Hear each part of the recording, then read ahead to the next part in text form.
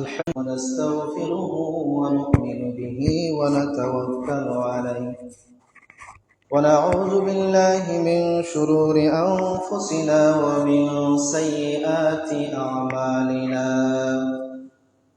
من يهده الله فلا مضل له ومن يضلله فلا هادي له ونشهد أن لا إله إلا الله وحده لا شريك له ونشهد أن سيدنا وسندنا وحبيبنا وحبيب ربنا ومولانا محمدا عبده ورسوله أما بعد فأعوذ بالله من الشيطان الرجيم بسم الله الرحمن الرحيم إن الله وملائكته يصلون على النبي يا أيها الذين آمنوا صلوا عليه وسلموا تسليما اللهم صل على سيدنا مولانا محمد وعلى آل سيدنا মাওলানা মুহাম্মদ অজ্ঞতারই অন্ধকারে যখন ছিল এ সৃজন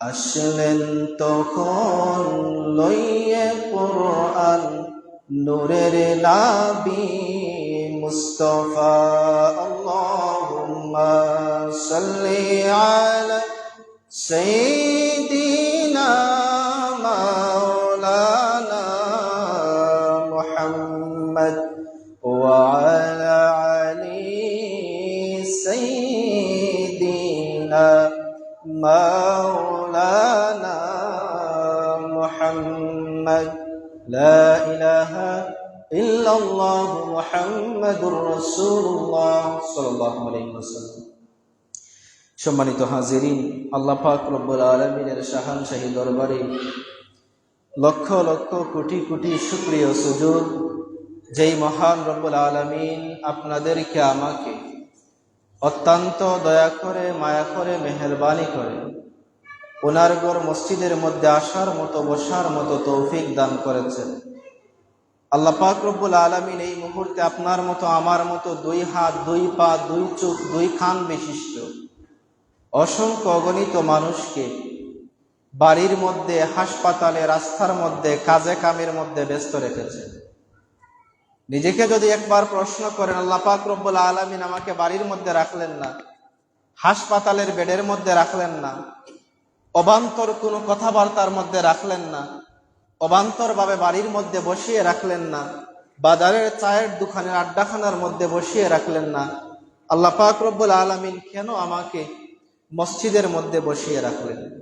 প্রশ্ন যখন আপনি নিজেকে করবেন, উত্তর তখনই একটাই পাবেন যে আল্লাহ পাক রব্বুল আলামিন আপনাকে ভালোবেসেছেন। যেহেতু আল্লাহ আপনাকে ভালোবেসেছেন, এজন্য আল্লাহ চান আপনি ভালো কিছু করেন। এজন্য এই পৃথিবীর লক্ষ লক্ষ কোটি কোটি মানুষ থেকে সিলেক্ট করে, আলাদা করে, বাছাই করে আল্লাহ পাক রব্বুল আলামিন ওনার রেজামন্দি হাসিলের জন্য আপনাকে আমাকে মসজিদের মধ্যে আসার মতো বসার মতো তৌফিক দান করেছেন। তো আসেন, যেই মহিয়ান গরিয়ান মাবুদ এত বড় অপরচুনিটি আমাদেরকে দান করলেন, সবাই মিলে কাই মনোবাক্যে হৃদয়ের বদ্ধ কপাটকে উজাড় করে ইসলামী বলে বলিয়ান হয়ে, ঈমানিতে জিয়ান হয়ে সুচ্চ কণ্ঠে ওই মহিয়ান গরিয়ান মাবুদের শাহানশাহী দরবারে শুকরিয়া তান প্রত্যেকে বলি আলহামদুলিল্লাহ।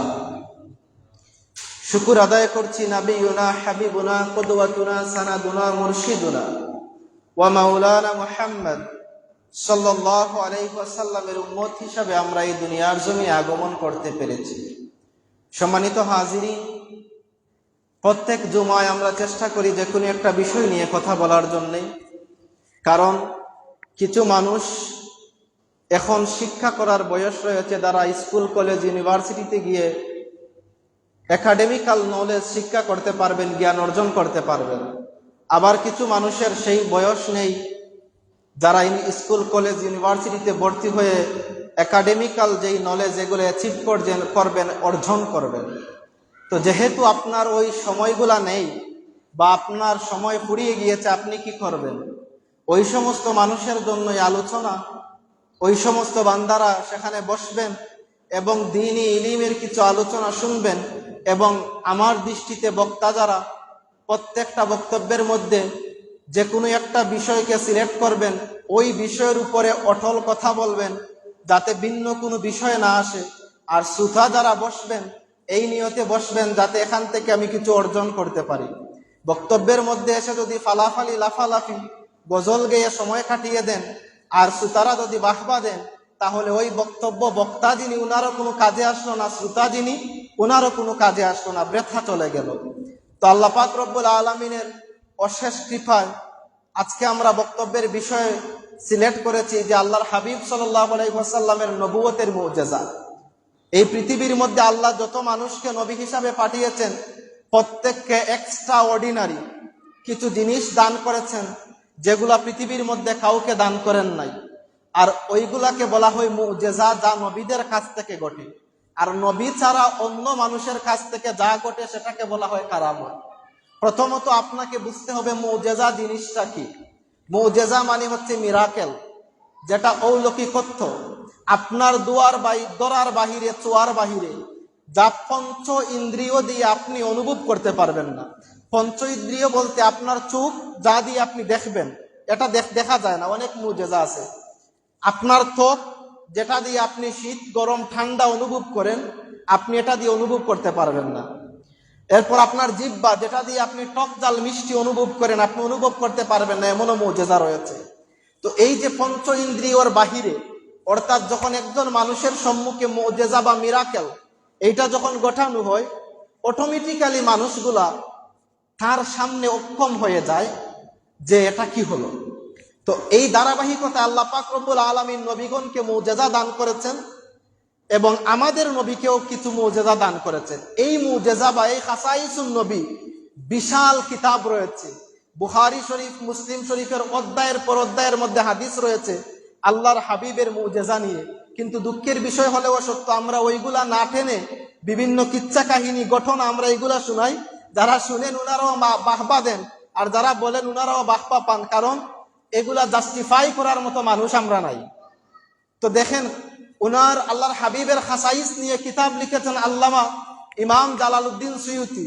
কিতাব লেখা হয়েছে খাসাইসুল কুবরা, 2 খণ্ডের কিতাব লিখেছেন। আজকে আপনাদেরকে আমি 5 থেকে 7টা মুজিজা শোনাবো, কিন্তু এই খাসাইসুল কুবরার মধ্যে প্রায় 3000-এর উপরে শুধু মুজিজা আছে। আপনি কয়টা শোনাবেন, কয়টা হাদিস শোনাবেন মুজিজা নিয়ে?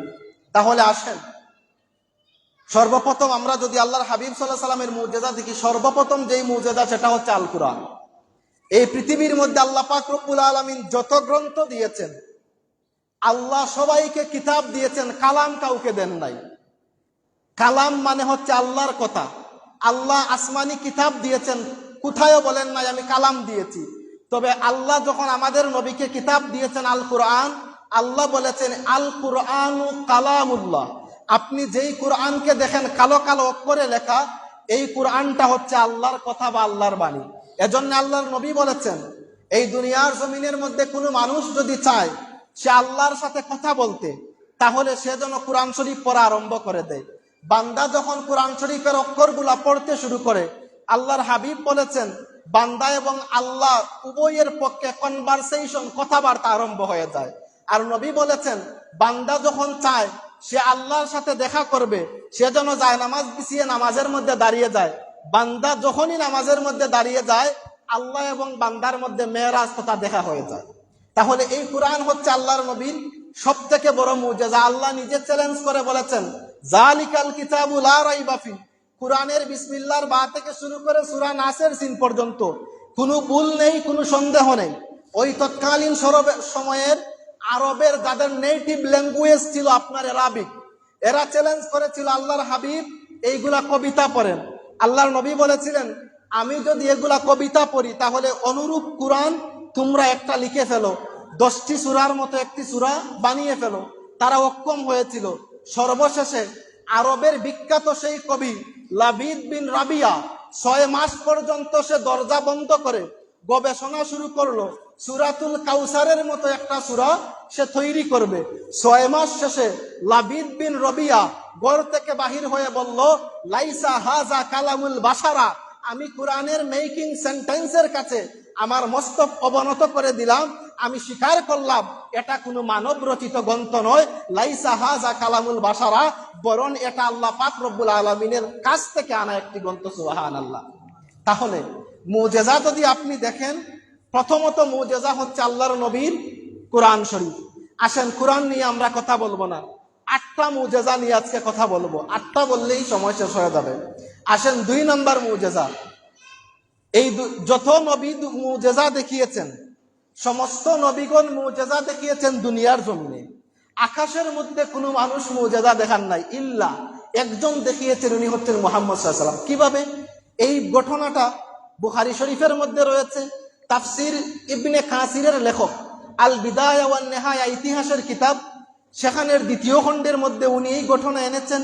এবং কোরআনের সূরাতুল কামার, এই সূরাতুল কামারের মধ্যে এই ঘটনা রয়েছে যে আল্লাহর হাবিব সাল্লাল্লাহু আলাইহি ওয়াসাল্লাম মক্কা শরীফের জাবালে আবি কুবাইস পাহাড় সামনে দিয়ে হেঁটে যাচ্ছেন।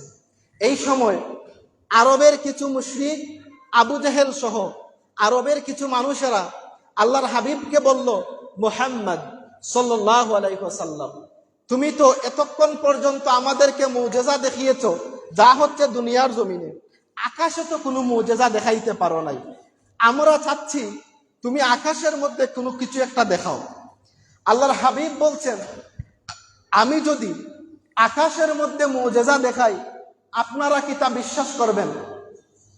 মক্কার তৎকালীন কাফেররা বলল, অবশ্যই আমরা তা বিশ্বাস করব।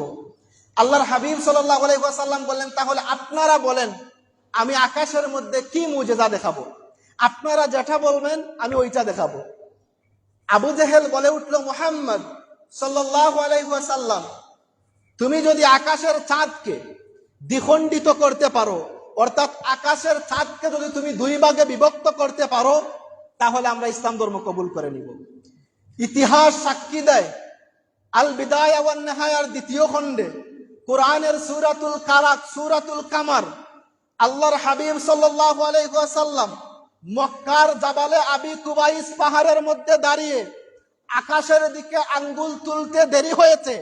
আল্লাহর হাবিব যখন আকাশের চাঁদের দিকে ইশারা করেছেন, মুহূর্তের ভিতরে আকাশের চাঁদ দ্বিখণ্ডিত হয়ে জাবালে আবি কুবাইস পাহাড়ের 2 পাশে 2টা ভাগ করে গিয়েছে। বলেন সুবহানাল্লাহ। উনি হচ্ছেন মুহাম্মদুর রাসূলুল্লাহ সাল্লাল্লাহু আলাইহি সাল্লাম। আল্লাহ কোরআনের মধ্যে বলতেন, ওয়ান শাক্কাল কামার, যে আকাশের চাঁদ দ্বিখণ্ডিত হয়ে গিয়েছে, কিয়ামত নিকটবর্তী হয়ে গিয়েছে। এই হচ্ছে আল্লাহর হাবিবের মুজিজা। কিন্তু দেখেন এরা কত বড় কপাল পুরা। আল্লাহর হাবিব সাল্লাল্লাহু আলাইহি ওয়াসাল্লাম যখন আকাশের মধ্যে মুজিজা দেখালেন, সাথে সাথে মক্কার কিছু মানুষ ইসলাম ধর্ম গ্রহণ করলো। কিছু মানুষ বলল, মুহাম্মদ সাল্লাল্লাহু আলাইহি ওয়াসাল্লাম এতদিন দুনিয়ার জমিনে আমাদেরকে জাদু দেখিয়েছেন, এখন আসমানের মধ্যে জাদু দেখানো শুরু করেছেন। বিশেষ করে আবু জেহেল, সে বলল, আমার ভাতিজা এতদিন দুনিয়ার জমিনে আমাদেরকে জাদু দেখিয়েছে, এখন সে আকাশের মধ্যে জাদু দেখাতে শুরু করেছে, তোমরা বিশ্বাস করবে না। আল্লাহ বলেছেন, খাতামাল্লাহু আলা কুলুবিহিম ওয়া আলা সামইহিম ওয়া আলা আবসারিহিম গিশাওয়া, আল্লাহ পাক রব্বুল আলামিন যাদের অন্তরের মধ্যে মোহর মেরে দিয়েছেন, আপনি তার কাছে গিয়ে প্রত্যেক দিন সুন্দর সুন্দর আলোচনা করেন, ইসলামের কথা বলেন, নামাজের কথা বলেন, রোজার কথা বলেন, হজের কথা বলেন, যাকাতের কথা বলেন, মানুষকে তাজিম করার কথা বলেন, সুদের কথা বলেন, ঘুষের কথা বলেন, আল্লাহর বান্দার ভালো লাগবে না এবং সে হেদায়েত হবে না। কারণ আল্লাহ বলছেন, খাতামাল্লাহু আলা কুলুবিহিম, আমি তার কলবের মধ্যে মোহর মেরে দিয়েছি। যদি মুহর আল্লাহ না মারতেন তাহলে আমরা যারা আল্লাহর হাবিবকে না দেখে ইসলাম ধর্ম গ্রহণ করেছি, কিন্তু আল্লাহর হাবিবকে যারা দেখলো, আমার নবী যেই দিক থেকে যাইতেন, আকাশের চাঁদ সূরজ এসে যখন এই যে সূর্য, এই সূর্যের সময় সূর্য মাখা দিনে আল্লাহর হাবিব যখন ঘর থেকে বাহির হতেন, সাথে সাথে আকাশের মেঘ এসে ওনার মাথার মধ্যে ছায়া দিত।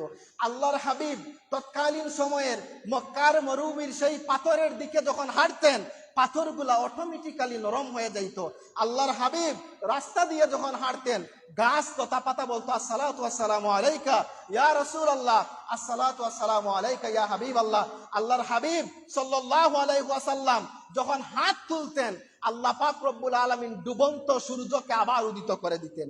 এত এত মুজিজা যারা দেখলো, দেখার পরেও তৎকালীন এই আরবের মানুষরা যাদেরকে আল্লাহ মুহর মেরেছিলেন, তাদের ইসলাম ধর্ম গ্রহণ করার আল্লাহ ক্ষমতা দেন নাই। শুকর আদায় করছি, আল্লাহ পাক রব্বুল আলামিন আমাদেরকে এইটুকু দান করেছেন। এবার আসেন 3 নাম্বার মুজিজা, আল্লাহর হাবিব সাল্লাল্লাহু আলাইহি ওয়াসাল্লামের নবুয়তের 3 নাম্বার মুজিজা। সেটা হচ্ছে যে আল্লাহর হাবিব সামনে যেমন দেখতেন, পিছনেও তেমন দেখতেন। এখন আমরা যারা আছি, আমরা সবাই আমাদের চোখের সামন দেখতে পাই, সামনের দিকে যতটুকু আমাদের দৃষ্টি যায় আমরা দেখতে পাই। কিন্তু এখানের মধ্যে এমন কোনো মানুষ নাই যে বলবেন যে আমি আমার পিছনও দেখতে পাই। কিন্তু আল্লাহর নবী বলছেন, আমি সামন যেইভাবে দেখি, আমি পিছনও সেইভাবে দেখি। বুখারী শরীফের 719 নম্বর হাদিস, আল্লাহর হাবিব সাল্লাল্লাহু আলাইহি ওয়াসাল্লাম নামাজের মধ্যে দাঁড়িয়েছেন। যখন নামাজের মধ্যে দাঁড়িয়েছেন, পিছনের মধ্যে সাহাবীরা দাঁড়িয়েছেন। ওই সময় নামাজের কাতারগুলা বাঁকা এবং সোজা ছিল। অর্থাৎ আজকে আমাদের মসজিদগুলাতে যেই সফট সিস্টেম, আজকে তো আপনি ইচ্ছা করে চাইলেও নামাজের কাতার বাঁকা করতে পারবেন না, কারণ টাইলসের মধ্যে দাগ দেওয়া রয়েছে এবং এর মধ্যে এক্সট্রা আমরা যেই নামাজের নামাজগুলা ব্যবহার করি, এগুলাতে যখন আমরা দাঁড়াই, নামাজের কাতারটা এমনিতেই সারিবদ্ধভাবে হয়ে যায়। কিন্তু আগে তৎকালীন সময়ে আল্লাহর হাবিবের মসজিদে নববী টাইলস যুক্ত ছিল না, গ্লাস যুক্ত ছিল না। এই সময় উপরের ছাদ ছিল খেজুরের পাতা, এই জমিন ছিল মাটির।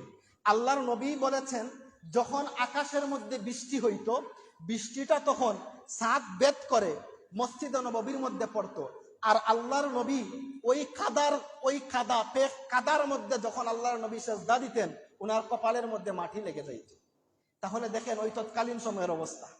ওই মসজিদে নববীর মধ্যে যখন আল্লাহর হাবিব সাল্লাল্লাহু আলাইহি ওয়াসাল্লাম মসজিদে নববীর মধ্যে ইমামতির দায়িত্ব করেছেন এবং সাহাবীদেরকে বলেছেন, হে আমার সাহাবীরা, তোমরা আমার পিছনের যেই কাতারগুলা রয়েছে, এই কাতারগুলা তোমরা সারিবদ্ধভাবে সোজা হয়ে দাঁড়াবে। বাঁকা তারা, যার ইচ্ছা যেরকম আরামে দাঁড়াও। স্কুলের মধ্যে গেলে যখন বলেন সোজা হন, আরামে দাঁড়ান, আপনার যেরকম ইচ্ছা দাঁড়াইলেন, নামাজে এরকম দাঁড়াইতে পারবেন না। তা আল্লাহর নবী বলছেন, সোজা হয়ে দাঁড়াবেন, কাতার বন্দি হয়ে দাঁড়াবেন, কাতারটা সোজা থাকবে। ওই সময় সাহাবীরা বলছেন যে আল্লাহর নবী তো সামনে, আল্লাহর নবী ইমামতির দায়িত্ব করতেছেন, আমরা পিছনে, তো নবী কি আর এটা দেখবেন যে আমরা পিছনের মধ্যে সোজা হয়ে দাঁড়াইলাম নাকি তেরা হয়ে দাঁড়াইলাম? আল্লাহর হাবিব সাল্লাল্লাহু আলাইহি ওয়াসাল্লাম বলছেন, হে আমার সাহাবীরা, শুনে রাখো, আমি মুহাম্মদ সাল্লাল্লাহু আলাইহি ওয়াসাল্লাম যখন যায় নামাজের মধ্যে দাঁড়াই, আমি রুকু করলে আমি আমার পিছন দেখতে পাই তোমরা কিভাবে রুকু করছো। আমি যখন সেজদার মধ্যে যাই, আমি আমার পিছন দেখতে পাই তোমরা কিভাবে সেজদা করছো। আমি যখন দাঁড়িয়ে কিরাত পড়ি, আমি আমার পিছন দেখতে পাই তোমরা কিভাবে দাঁড়িয়ে রয়েছো। অথচ হে আমার সাহাবীরা, তোমরা ঠিকঠাক নামাজের মধ্যে দাঁড়িয়ে যাও, আমি মুহাম্মাদুর রাসূলুল্লাহ সাল্লাল্লাহু আলাইহি ওয়াসাল্লাম একই সাথে পৃথিবীর চতুর্থ দিক আমি দেখতে পাই। বলেন সুবহানাল্লাহ। দুরূদ শরীফ পড়েন, আল্লাহুম্মা সাল্লি আলা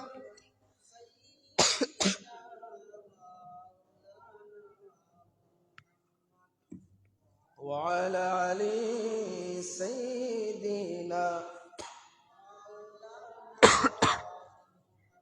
সম্মানিত হাজিরিন, আল্লাহ পাক রব্বুল আলামিন এই সমস্ত খাসায়াস, এই সমস্ত বৈশিষ্ট্যগুলা আল্লাহর নবীকে দান করেছিলেন, যা আর কোনো নবীকে আল্লাহ পাক রব্বুল আলামিন এভাবে এত কিছু দান করেন নাই।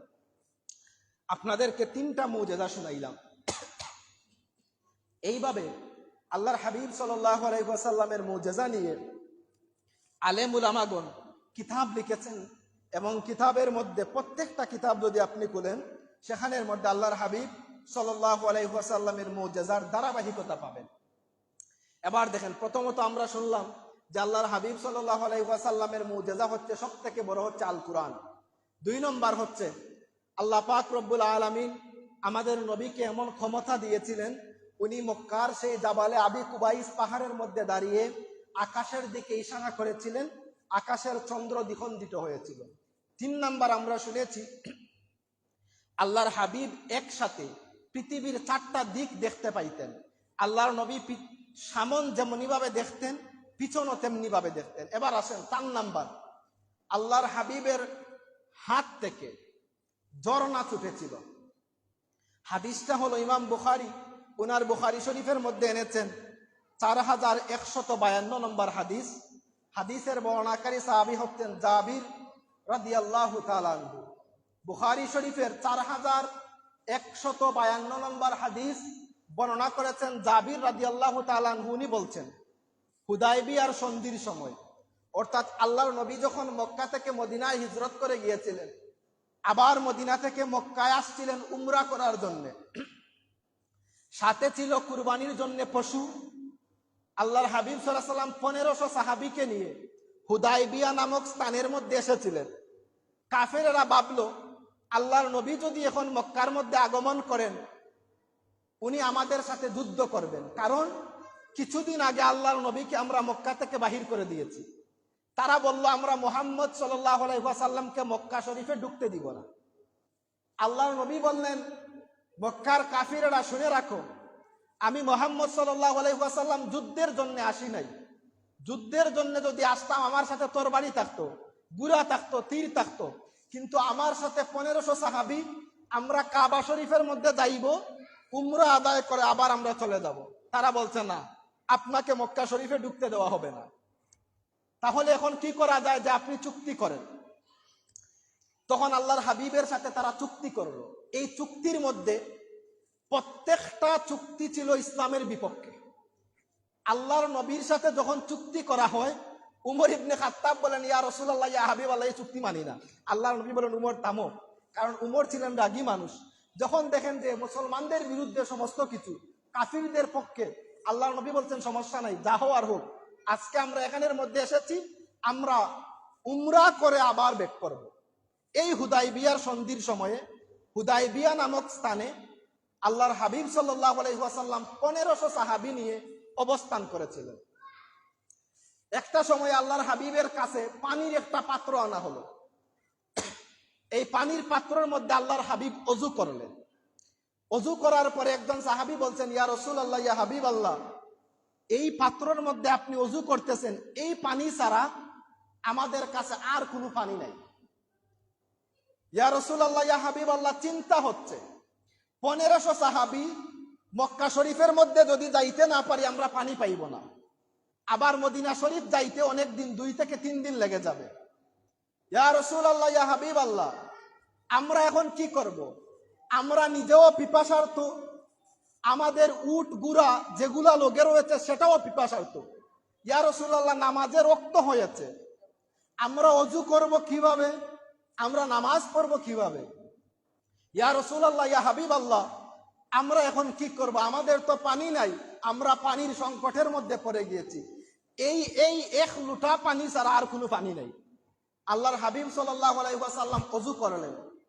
ওযু করার পরে হাদিস সাক্ষী দেয় বুখারী শরীফের 4152 নম্বর হাদিসের মধ্যে জাবির রাদিয়াল্লাহু তাআলা আনহু বলেন, আল্লাহর হাবিবের ওযু শেষ করে সামান্য কিছু পানি লুটার মধ্যে ছিল, আল্লাহর নবীর 2টা আঙ্গুল এই লুটার মধ্যে ঢুকিয়ে দিলেন এবং বললেন, হে আমার সাহাবীরা, ওযু করতে শুরু করো। জাবির বলছেন, এই দিন আমরা 1500 সাহাবী আল্লাহর হাবিবের হাত, 2 হাতের আঙ্গুলের মধ্যখান থেকে এমন ভাবে ঝর্ণার মতো পানি ছুটছিল। 1500 সাহাবী আমরা সেখান থেকে ওযু করলাম, আমরা পানি পান করলাম, আমাদের পশুদেরকে পানি পান করাইলাম। জাবির বলছেন, 1500 কেন, 1 লক্ষ সাহাবী যদি আমরা এই দিন থাকতাম, আল্লাহর হাবিবের হাত থেকে ঝর্ণার মতো যেইভাবে পানি বাহির হয়েছিল, এই পানির ঝর্ণা কখনো বন্ধ হতো না। বলেন সুবহানাল্লাহ। সম্মানিত হাজিরিন, দুরূদ শরীফ পড়ুন। আল্লাহুম্মা সাল্লি আলা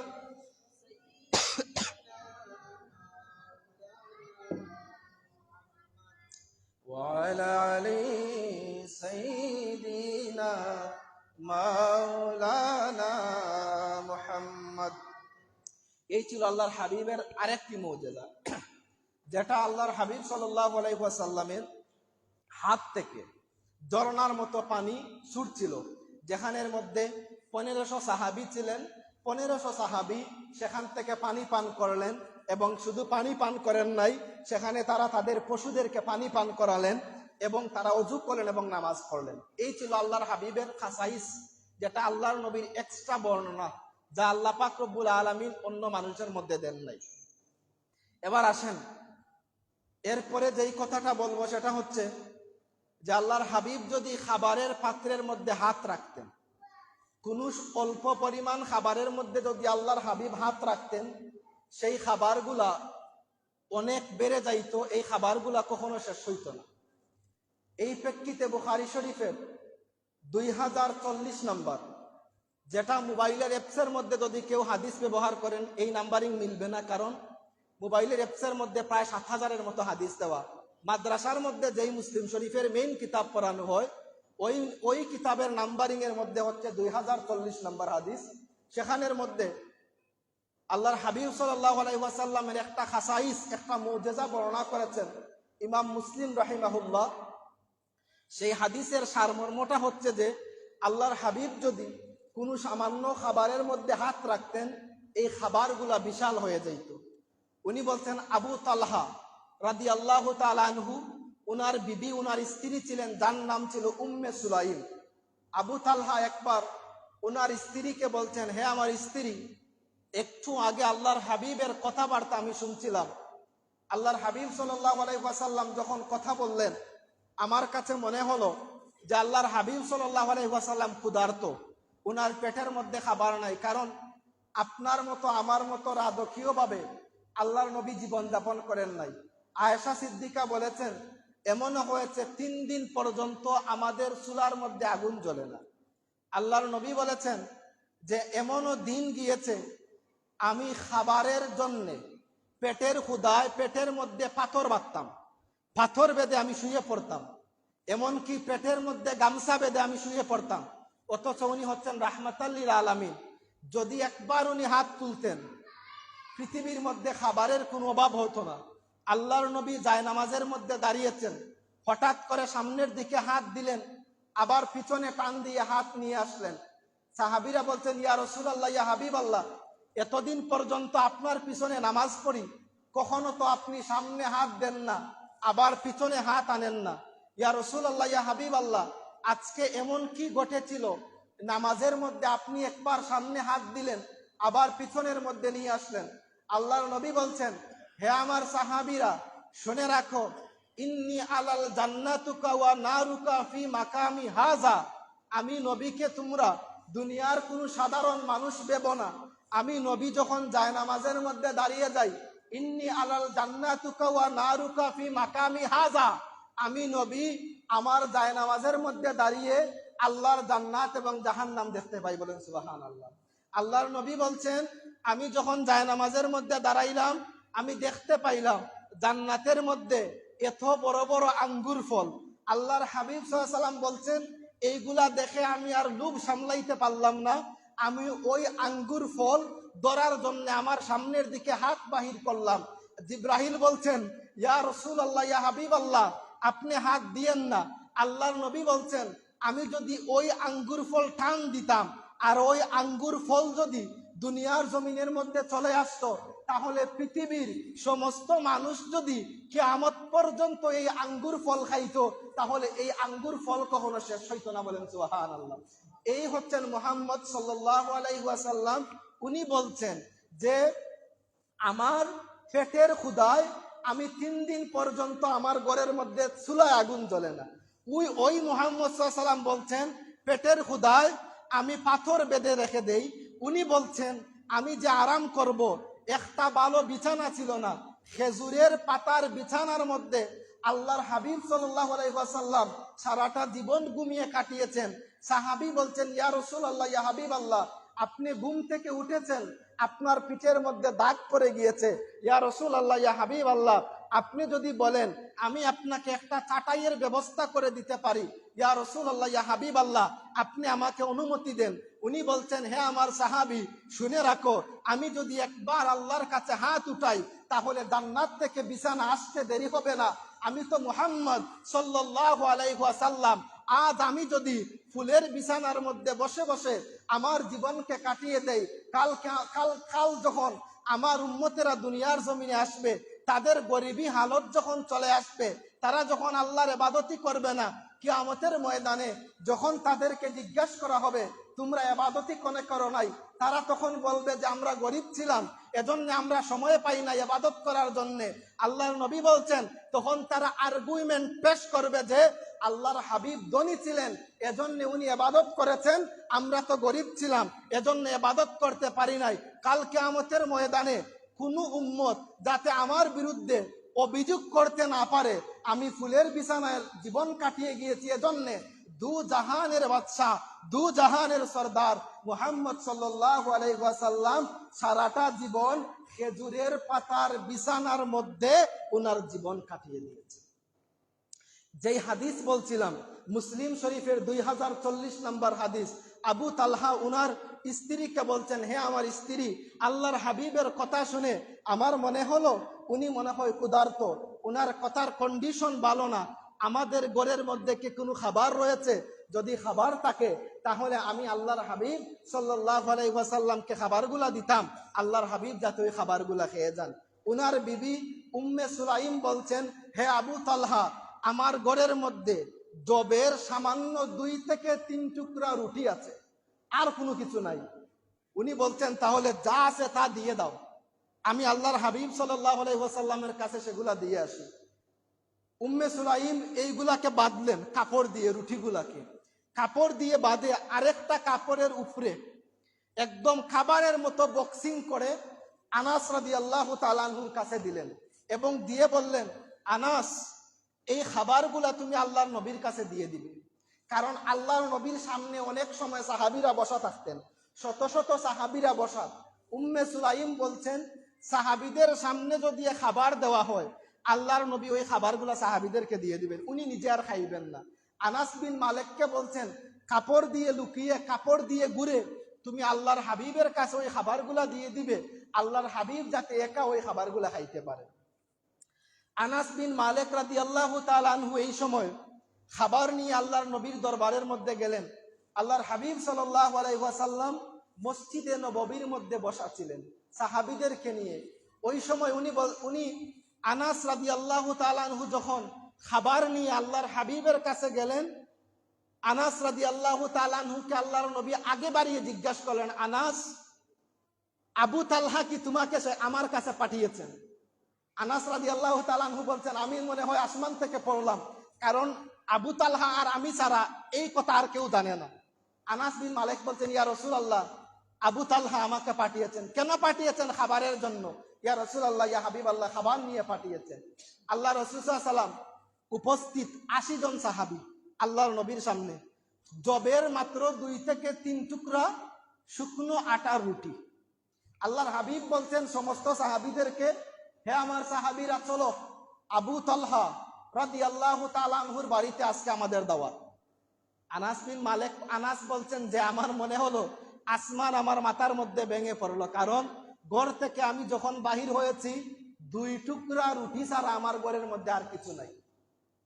80 জন সাহাবীকে নিয়ে আল্লাহর নবী যদি বাড়িতে যান, খাওয়াবো কি? আনাস বিন মালিক বলছেন, আল্লাহর নবীর আগে আগে দৌড় দিয়ে আমি আবু তালহার কাছে চলে আসলাম, রুটি 2 টুকরো মাত্র। আবু তালহার কাছে এসে বললাম, হে আবু তালহা, আল্লাহর হাবিব সাল্লাল্লাহু আলাইহি ওয়াসাল্লাম 80 জন সাহাবী নিয়ে তোমার বাড়ির মধ্যে আসছেন, অর্থাৎ আমাদের বাড়ির মধ্যে আসছেন 80 জন সাহাবী নিয়ে। আবু তালহা উনার স্ত্রী উম্মে সুলাইমকে বলছেন, হে উম্মে সুলাইম, আমার ঘরের মধ্যে কি কোনো খাবার রয়েছে? আমার নবী 80 জন সাহাবী নিয়ে আমার বাড়ির মধ্যে চলে আসছেন। উম্মে সুলাইম বলছেন, আমার ঘরের মধ্যে যা 2 টুকরা রুটি ছিল আমি দিয়ে দিয়েছি। আনাস বিন মালিক ওই সময় একদম হিতদম্ব অবস্থা, আবু তালহা একদম হিততম্ব অবস্থা। উনি উনার স্ত্রীকে বলতেন আমরা কি করব। স্ত্রী বলতেন আল্লাহু আ'লাম ওয়া রাসূলুহু, আল্লাহ ও তার রাসূল ভালো জানেন। আল্লাহর নবী যেহেতু আমাদের বাড়ির মধ্যে আসতেছেন, সাহাবীদেরকে নিয়ে আমরা না করব না। ফাস্তাকবালা, ওই সময় আল্লাহর নবী যখন আসলেন, আবু তালহা রাদিয়াল্লাহু তাআলা আনহু আল্লাহর নবীকে ইস্তেগফার জানালেন, স্বাগত জানালেন। ইয়া রাসূলুল্লাহ, ইয়া হাবিবাল্লাহ, আপনি আমার বাড়িতে আসছেন, আপনাকে স্বাগতম। আনাস ওই সময় আবু তালহা রাদিয়াল্লাহু তাআলা আনহুকে নিয়ে আল্লাহর হাবিব সাল্লাল্লাহু আলাইহি ওয়াসাল্লাম ঘরের ভিতরে ঢুকলেন। বাকি 80 জন সাহাবীকে বললেন তোমরা বাহিরে দাঁড়িয়ে থাকো। আনাস রাদিয়াল্লাহু তাআলা আনহুকে বললেন আনাস, তোমার ব্যাগের মধ্যে কি রয়েছে খুলো। আনাস রাদিয়াল্লাহু তাআলা আনহু খুললেন। আল্লাহর নবী দেখলেন ব্যাগের মধ্যে 2 থেকে 3 টুকরা রুটি, সাথে ঘি। রুটি এবং ঘি, জানি না ওই খাবারের স্বাদটা কেমন, আল্লাহর নবী যেহেতু খেয়েছেন অবশ্যই ভালো হবে। রুটির সাথে ঘি মিশিয়ে 2 থেকে 3 টুকরা জবের রুটি। আনাস রাদিয়াল্লাহু তাআলা আনহুকে বললেন আনাস, ঘর থেকে বাহির হও, 10 জন সাহাবীকে বলো আসার জন্য।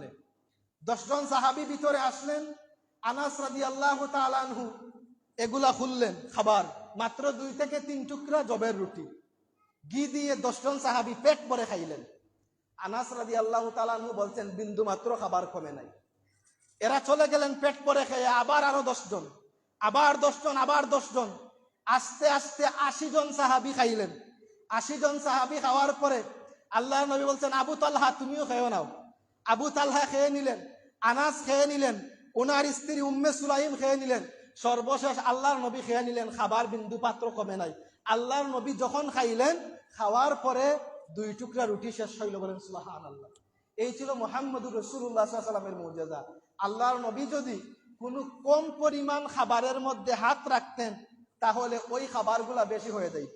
কিন্তু আজ দুঃখের বিষয় হলেও সত্য, বক্তা যখন বক্তব্য দেন, জয়ীফ জাল হাদিস যেগুলার কোনো ভিত্তি নাই, আপনারা 30-40 হাজার টাকা দিয়ে কন্ট্যাক্ট করে, 50 হাজার টাকা দিয়ে কন্ট্যাক্ট করিয়া যে বক্তারে আইনে ওয়াজ করায়, গান গাইয়া 40 মিনিট আর 100 মিনিট যে আপনার যায়, 2 মিনিট ওই হাদিস কোরআন দিয়ে কথা বলে না।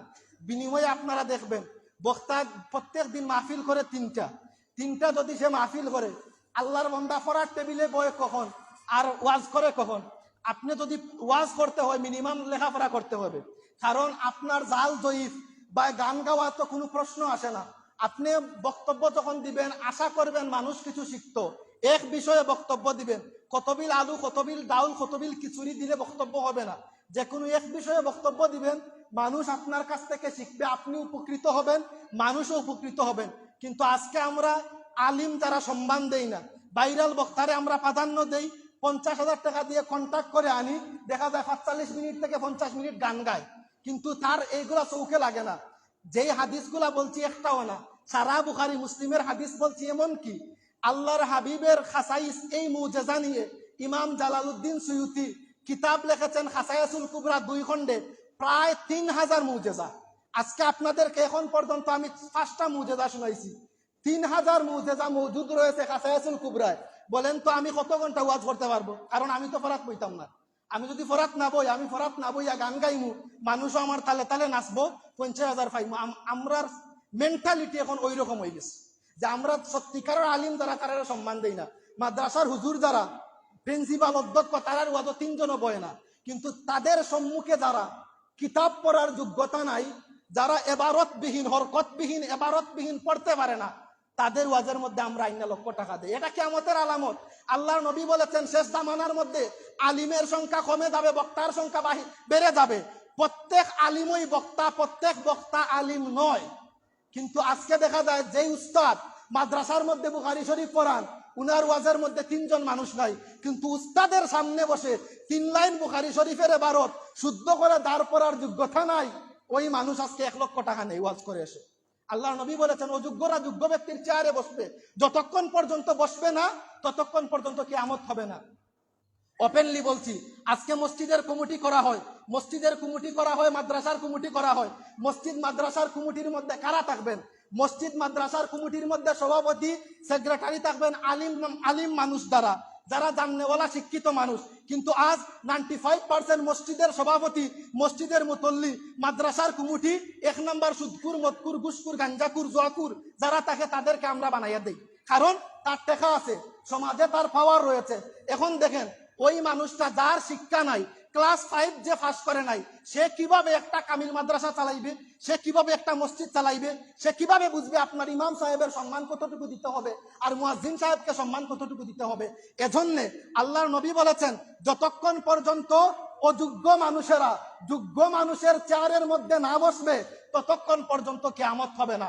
আজ তার বাস্তব প্রমাণ মসজিদ মাদ্রাসার কমিটির মধ্যে দেখবেন অসংখ্য গণিত সমাজের মধ্যে নিন্দনীয় মানুষ যারা, যাদেরকে মানুষ সম্মান করে সামনে টাকার ধরে, বাবা তার সাথে যদি আমি বেয়াদবি করি, তারা যদি আমি সালাম না দেই, তাইলে মিথ্যা মামলা দিয়ে জেলের মধ্যে ঢুকাইয়া দিবে, বা আমার বিরুদ্ধে মিথ্যা কোনো ষড়যন্ত্র করবে। আপনাকে মানুষ ন্যূনতম মন থেকে সম্মান করে না। আল্লাহর ওয়াস্তে যাদের মধ্যে এরকম গার্মিয়ত, এরকম অহংকার রয়েছে, আল্লাহর ওয়াস্তে শুধরিয়ে যান। কারণ অহংকার আল্লাহর চাদর। আল্লাহ বলেছেন, আমার চাদর নিয়ে কেউ যদি টানাটানি করে, যেই আল্লাহ আপনাকে রাত প্রাসাদের মধ্যে তুলেছেন, ওই আল্লাহ টান দিয়ে আপনাকে গাছতলায় আনতে 1 সেকেন্ডও সময় লাগবে না। ইমাম শেখ সাদি বলেছেন, সকালবেলার বাচ্চারে তুই ফকির সন্ধ্যাবেলা, নদীর এপার ভাঙে ওপার করে, এই তো নদীর খেলা। সকালবেলার বাচ্চারে তুই ফকির সন্ধ্যাবেলা। যেই আল্লাহ নদীর ওই পারে সুন্দর করে চড় দিয়ে ওই পার ভাঙতে পারেন, যেই আল্লাহ 7 তলা বিল্ডিং এর মালিক বানিয়েছেন, মিনিটের ভিতরে ওই আল্লাহ একদম ফকির বানাইতে পারেন। এজন্য সমাজের মধ্যে যারা ভালো মানুষ রয়েছেন, আল্লাহর ওয়াস্তে সম্মান করার চেষ্টা করবেন, আর আল্লাহ পাক রব্বুল আলামিনের ডর এবং ভয় অন্তরের মধ্যে রাখবেন। এখন কথা বললেই সমস্যা। আর আপনি যখন ওজুর ফজিলতের কথা বলবেন, এতক্ষণ আমি নবীর মুজেজার কথা বলেছি, ইমাম সাহেব মাশাআল্লাহ খুব ভালো, কিন্তু যখনই ইমাম সাহেব হক কথা বলে ফেলবেন, উনার মতো খারাপ মানুষ আর দুনিয়ার জমিনে নাই। আল্লাহ তো আমার এখানে বইছেন কিছু একটা খোয়ার লাগিত, তা আমি যদি আমার পিঠ বাঁচিয়ে বাঁচিয়ে চলে যাই, কিয়ামতের ময়দানে আল্লাহ যদি জিজ্ঞেস করেন, তোমার এই মসজিদের মিম্বরের মধ্যে বইছিলাম শুধু মানুষের টিফিন খাওয়ার লাগে আর বাইরে বাইরে গিয়ে দাওয়াত খাওয়ার লাগেনি, তাইলে আমার জবাব দিতে হবে। এজন্য আল্লাহ পাক রব্বুল আলামিন বলেছেন, এই মিম্বর মসজিদের মিম্বর থেকে আল্লাহর নবী সমাজকে ঠিক করেছেন। এজন্য এই মিম্বর থেকে সমাজকে ঠিক করতে হবে। আল্লাহ পাক রব্বুল আলামিন বুঝার তৌফিক দান করেন। এবার আসেন সর্বশেষ হাদিস বলছি, বুখারী শরীফের 6452 নম্বর হাদিস। বর্ণনাকারী সাহাবী আবু হুরায়রা রাদিয়াল্লাহু তাআলা আনহু। উনারা হলেন আসহাবে সুফফার মানুষ। আসহাবে সুফফা কারা? যাদেরকে বলা হয় ইসলামের মেহমান, যারা কোনো কাজ কাম করতেন না, আল্লাহর নবীর মসজিদে নববীর কোণার মধ্যে বসে থাকতেন, উনাদের কোনো কাজ কাম নাই, কিছু নাই, শুধু আল্লাহর নবীর সাথে থাকতেন। কেউ যদি কিছু দেয় তারা খাবার খাইতেন। এরকম একজন মানুষ আবু হুরায়রা রাদিয়াল্লাহু তাআলা আনহু। দেখেন ইসলামের জন্য কতটুকু কষ্ট করেছেন। আজকে আমরা যারা ভাই বোন মুসলিম, জন্মসূত্রে মুসলিম, আমরা যারা ইসলামকে আমাদের স্বার্থ হাসিলের জন্য ব্যবস্থা করি, কেউ ইসলামকে বুটের জন্য ব্যবস্থা করেন, ইসলামের সাইনবোর্ড লাগাইয়া বুট চান, কেউ আবার ওনার রাজনৈতিক ফায়দা হাসিল করেন। গত কয়েকদিন আগেই তো কালকেই একজন মুফাসসির আন্তর্জাতিক লেভেলের বিয়াদব সাংবাদিকদেরকে খুশি করার জন্য বলেছে, আমার নবী মুহাম্মদুর রাসূলুল্লাহ সাল্লাল্লাহু আলাইহি ওয়াসাল্লাম নাকি সাংবাদিক ছিলেন। নাউযুবিল্লাহি মিন যালিক। সাংবাদিক কাকে বলে আর আল্লাহর নবী কাকে বলে? যার যার ইংলিশ শব্দ হচ্ছে জার্নালিস্ট, যার বাংলা অর্থ হচ্ছে সাংবাদিক, আর নবী যার ইংরেজি শব্দ হচ্ছে মেসেঞ্জার, বার্তাবাহক। নবী তাকে বলা হয় যিনি অদৃশ্যের সংবাদ দেন। আমরা যেগুলা দেখি না, আল্লাহর কাছ থেকে যেগুলো আনেন, আমাদেরকে সংবাদ দেন, তাকে ইংরেজিতে বলা হয় মেসেঞ্জার, আরবিতে বলা হয় নবী। কিন্তু এই রকমের খবিস আল্লাহর হাবিব সাল্লাল্লাহু আলাইহি ওয়াসাল্লামের শানে এত বড় বেয়াদবিপূর্ণ কথা বলেছে যেহেতু আল্লাহর নবী আমাদেরকে সংবাদ দিতেন, এজন্য আল্লাহর নবী সাংবাদিক। সাংবাদিকের কাজ কি? তিলকে তাল বানানো, সত্য এবং মিথ্যা দুইটার মধ্যে পার্থক্য না করে সংবাদ সে প্রচার করবে। কোন মানুষ যদি আল্লাহর হাবিবের আকাশচুম্বী ক্ষমতা নিয়ে কথা বলে, আল্লাহর হাবিবের শান ইজ্জত মানকে বিন্দুমাত্র যদি ছোট করে, সে যদি আন্তর্জাতিক লেভেলের মুফাসসির হয়, ইমান যাইতে বিন্দুমাত্র সময় লাগবে না। কারণ ফতোয়া হচ্ছে ফি সিদকিন নবী সাল্লাল্লাহু আলাইহি ওয়াসাল্লাম আও সাব্বাহু আও নাক্কাসাহু আও সাখখারাহু। আল্লাহর হাবিবের আকাশচুম্বী শান মানকে যারা বিন্দুমাত্র ছোট করবে, তাদের ইমান মিনিটের মধ্যে চলে যাবে। কারণ আমি আপনাদেরকে উদাহরণ দেই, পৃথিবীর মধ্যে যারা কাঠের কাম করেন, তাদেরকে আমরা বলি কাঠ মিস্ত্রি। যারা দেয়ালের কাম করেন, কাঠ, এই আপনার বিল্ডিং বানান, তাদেরকে আমরা বলি রাজমিস্ত্রি। এই পৃথিবীর মধ্যে সর্বপ্রথম কাঠের কাজ করেছিলেন নূহ আলাইহিস সালাম। কাঠ কেটে কেটে উনি নৌকা বানিয়েছিলেন। ফতুয়া হচ্ছে এটা, কোন মানুষ যদি আল্লাহর নবী কাঠের কাম করেছেন নূহ আলাইহিস সালাম, এজন্য কেউ যদি নূহ আলাইহিস সালামকে কাঠ মিস্ত্রি বলে তার ঈমান চলে যাবে, কারণ এটা নবীজির ইজ্জত এবং আজমতকে ছোট করা হয়। তো আল্লাহর হাবিব একজন নবীকে কাঠের কাম করার পরেও যদি কাঠ মিস্ত্রি বললে ঈমান চলে যায়, বেকুফ মুফাসসির বুটের আশায় সাংবাদিকদেরকে খুশি করার জন্য এত বড় মিথ্যা কথা বলেছে যে আল্লাহর হাবিব জার্নালিস্ট নাকি সাংবাদিক ছিলেন, নবী সংবাদ প্রচার করতেন। এই কথা বলার পরে অটোমেটিক্যালি তার ঈমান চলে যাবে, কারণ ঈমান আর থাকবে না। দেখলাম একজন ভুল করেছে, স্বাভাবিক, আরেকজন বলবেন যে এটা আপনার ভুল হয়েছে, কিন্তু তাদের দলের আরেকজন এই ভুলকে শুদ্ধ করার জন্য সে নিজেই সাফাই গাইতেছে। আল্লাহ পাক রব্বুল আলামিন এজন্য আন্তর্জাতিক ক্ষতিসম্পন্ন মুফাসসিরদের কাছ থেকে আমাদের ঈমানকে হেফাজত রাখেন, কারণ আজকে ফিতনার যুগ। আজকে দেখবেন আপনার ইসলাম নিয়ে সিনিমিনি খেলা হচ্ছে, একজন আরেকজনকে গালি দিচ্ছেন, মসজিদের মধ্যে যাচ্ছেন, দেখবেন একজন এখানে নামাজ পড়েন হাত পেতে, একজন ওইখানে, একজন এখানে। মনে হয় যে নামাজের মধ্যে গেলে, যে স্কুলের মধ্যে আমরা যখন পড়তাম আমাদের একটা অনুষ্ঠান থাকতো যে যেমন খুশি তেমন সাজো, যার যেরকম ইচ্ছা সাজতে পারবেন।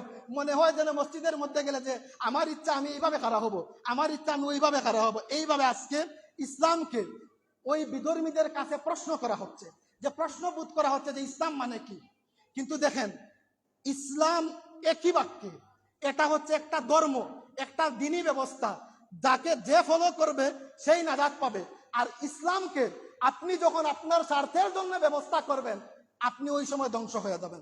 দেখেন নাই, গত কয়েকদিন আগে বুটের জন্য যারা মন্দিরের মধ্যে গেল, মন্দিরের মধ্যে গিয়া বুট চাইল, গত কয়েকদিন আগে আরেকটা বলছে যে পাগল, দেখি যে আপনি যদি চরমুনায় আর জামাতরে বুটটা দেন আপনি কাফির। মানে এরা গাঞ্জা খাইয়ে ওয়াজ করে না কি খাইয়ে ওয়াজ করে আল্লাহু আলাম। এরকম মাতলামি কথাবার্তা, এরকম লেভেলের নির্লজ্জতম কথাবার্তা এরা কিরকম যে বলে আল্লাহু আলাম, যে এই দুই দলকে যদি আপনি বুট না দেন তাইলে আর কিছু হবে না। আরেকজন বলল যে আমরা মুদ্রার এপিট আর ওপিট।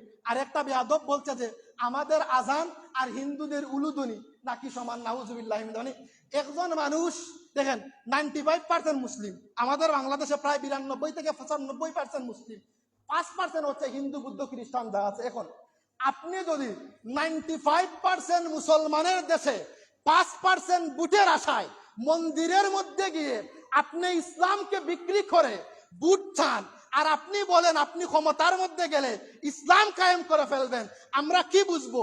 যে মানুষটা ইসলামকে বিক্রি করে মন্দিরের মধ্যে যায়, সে যদি আপনার ক্ষমতার মধ্যে যায় ইসলাম কায়েম করবে, জীবনেও সম্ভব না, কারণ আপনি নিজে আগে নিজের ইসলামকে ঠিক রাখতে পারছেন না।